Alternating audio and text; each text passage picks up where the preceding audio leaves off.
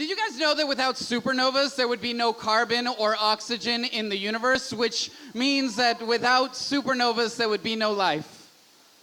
We were both targets, dodging traffic to hold hands in a dark theater, communion taken behind closed doors. Sex was our only salvation, each thrust a middle finger to heavenly redemption. Our tongues lashed like guilt, our bodies thrashed like war, riding an event horizon. No tomorrow, no them, just now. Our love was a protostar at the point of nuclear fusion, coming to the brink of burning fury. Everything else would fade away. I saw that same black in his eyes.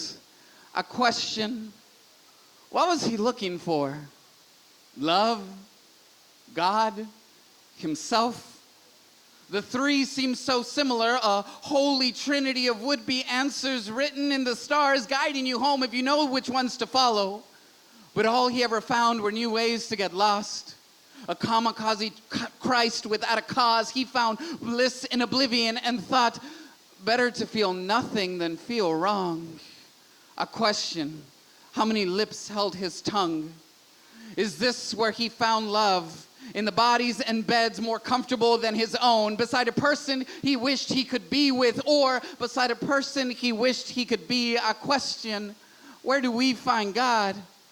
On the bed of a pickup truck, drunk on the stars, in the arms of a stranger under the influence of a dance club, barreling down a loaded syringe until you fall down into heaven, and heaven feels like black tar and white china, and heaven feels like death because you can't get to heaven without dying first, and he was dying to shed this skin he did not choose. What parts would you be willing to cut out in order to stitch out insecurities? How do you know what to live with and live without in order to live with yourself? When pressure made you form, when chaos made you fire, a shooting star in the dark, a vessel of fury and confusion.